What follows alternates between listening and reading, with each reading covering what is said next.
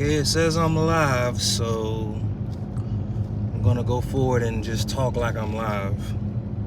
Good evening, everyone. How we doing today? Well, this evening, today pretty much gone.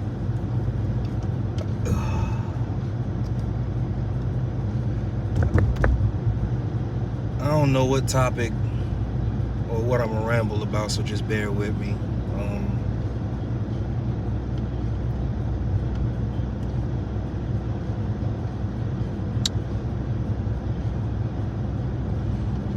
I'm a little bit in my feelings.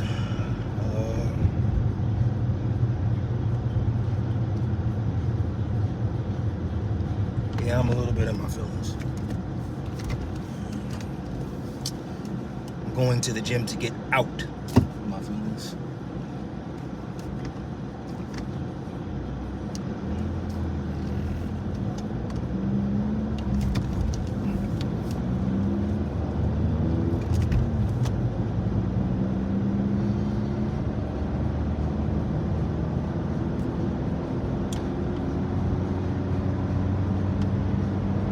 How y'all deal with breakups?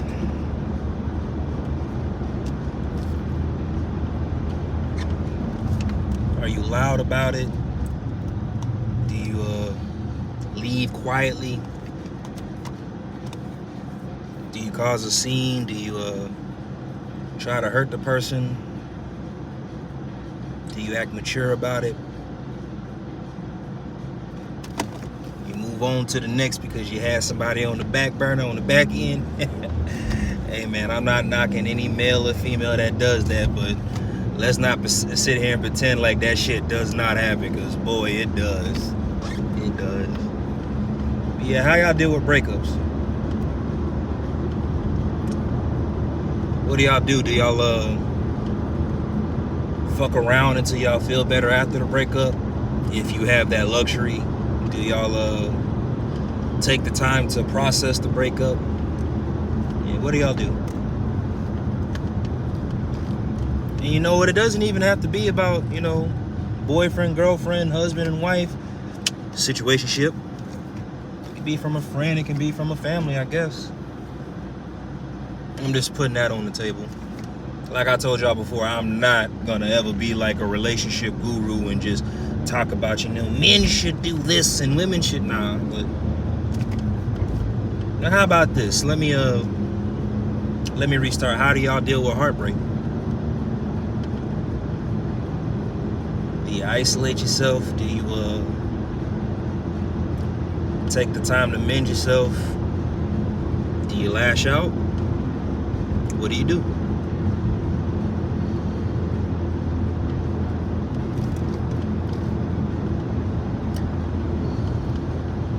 I go dead silent. There are a lot of things that's broken my heart, that have broken my heart. Betrayal can break your heart. Being lied to can break your heart. Being abandoned can break your heart. So yeah, it definitely doesn't have to be a relationship. But I'm curious, like, what do we do? What do you do? You go drinking, you smoke hella weed, get high as a kite until you see God, find out that he black for real. I'm fucking with you. That probably pissed off some Christians for real. No, let me stop. Do you eat an excessive amount of donuts?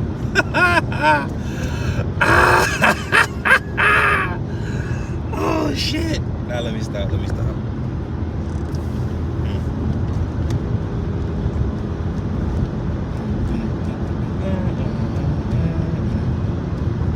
Do y'all go to the gym?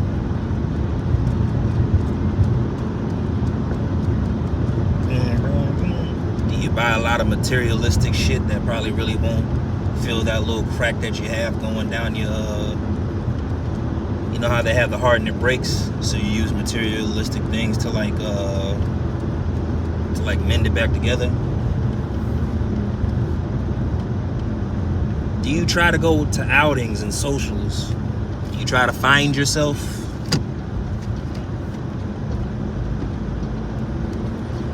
Me personally, I prefer isolation. I don't like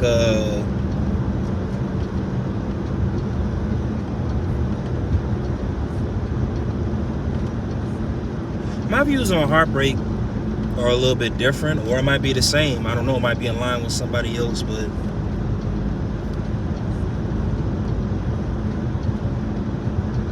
I think being heartbroken or whatever, it leaves a level of vulnerability, not just from whatever you broke away from, a relationship, a friendship, whatever, but it leaves a level of vulnerability, you know, mainly to your enemies, man, especially if people be, you know, watching you or anything like that, if you live that type of lifestyle. I think that concept is I think that's the most dangerous thing, having somebody out there that makes you vulnerable. Yes, that is very dangerous. Or having something that makes you vulnerable.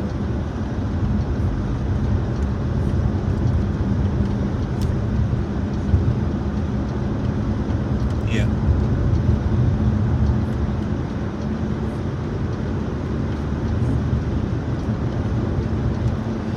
I ain't gonna hold you. I think I'm glad, like my blueprint for my very first heartbreaking, yes, it was a relationship, but my very first breakup, I think I was very happy for the blueprint that I got on that, because depending on the type of lifestyle you live and who you are, a lot of people really don't experience, well, not a lot of people, some people may not experience heartbreak until they're adults.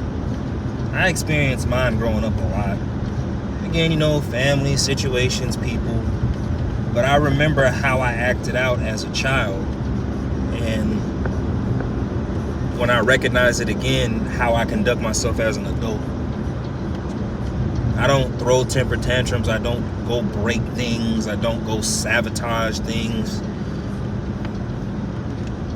I simply just remove myself from the situation.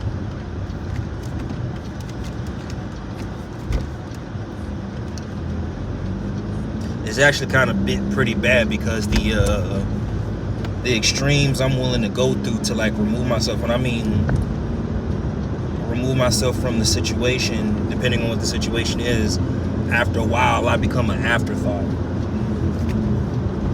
Like, you have to like really go, I haven't seen this person around in a while.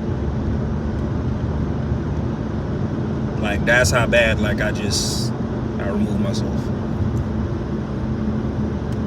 Probably not the healthiest thing to do, but I think it is a very effective, what's the word? Would I say technique? I feel like it works, but what works for me doesn't work for everybody. Shit. Some people need to seek counsel. Some people need to be around others, and I can't. I personally can't do that, especially when my emotions and my temperament is like that bad. I personally can't do that.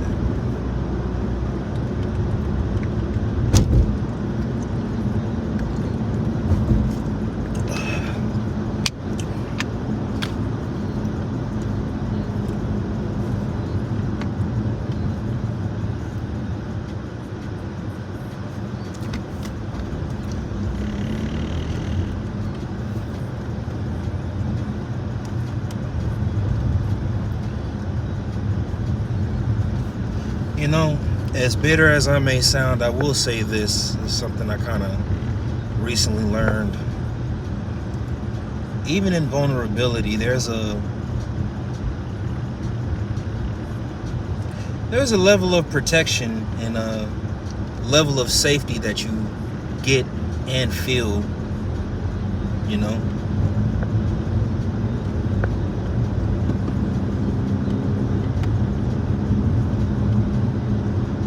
And again, not to sound like an oxymoron, I do know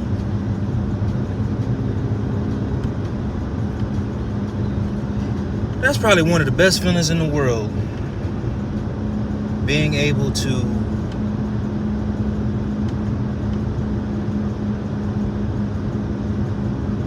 I'm not good with wordplay, y'all, so just bear with me, but to be able to be your generic self with somebody, you don't have to wear a mask, you don't have to pretend, you can just be you.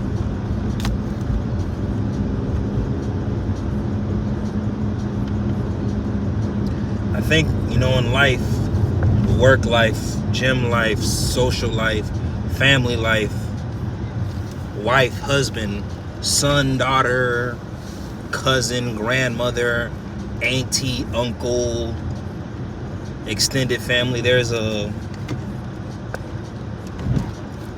we wear so many masks, man. And I think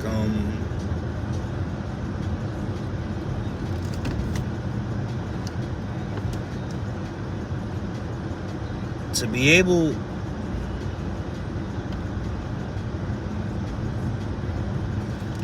to be around somebody where you don't have to put on that many layers of protection is,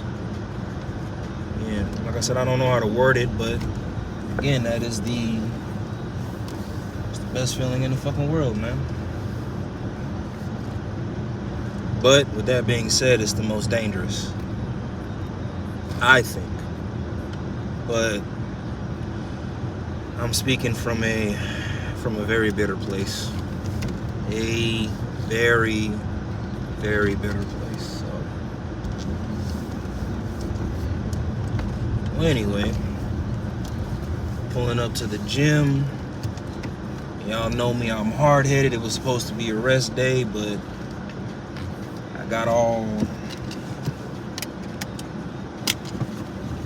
these raw emotions pumping in and out of me. So I know y'all may not believe I do abs with this. Let me stop. But yeah, I got all these raw emotions going through me right now. So I'm gonna go take those emotions out on some steel. I'm sad. I'm longing.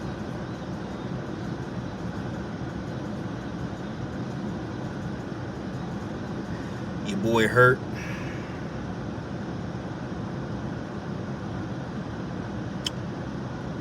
But what I'm about to do to these weights, a lot of people probably would think otherwise.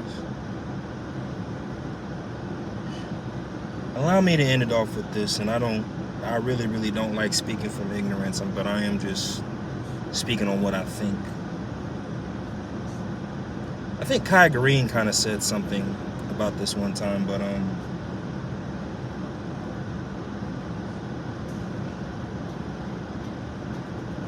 the weights that you see me lift, or the weights that you see my circle lift, whether it's my coach, my friends, whatever, I'll tell you something.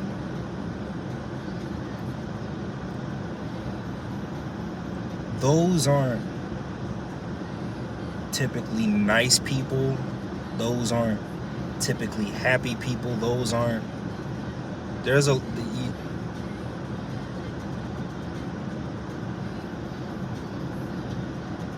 And I'm not saying like, the only way you can get this or whatever is being depressed, sad, angry. I'm not saying that. In actuality, I don't know what I'm saying, but there are certain factors and certain drives. Mine is definitely longing. Boy, just trying to fit in somewhere. I don't think I'll ever fit in, and I'll lie to y'all right now and say that's cool. I feel differently, but you ain't gotta fit in. It's cool. Some people is angry. You got some people who come in and they pick up those weights and they are angry about something. Whether it's warranted, unwarranted, justifiable, unjustifiable anger. You got some people When they load that bar up with 300-400 pounds, they mad about something. When you see some people, they load that bar up 600, 700, 800 pounds and they get ready to squat it or pull it, the last emotion they are feeling at that time is happiness. I remember when I first pulled 500 pounds, my drive was anger. And 500 pounds compared to the circle I work out around, that's a mediocre ass weight. So if I was mad and the best I could do was 500, these motherfuckers must have been hella pissed. But they channel it in a positive way. So I'm going to do my best to channel my sadness in a positive way. So with that, cheers.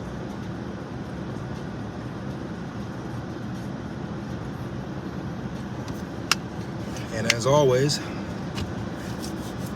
if nobody's told y'all this today,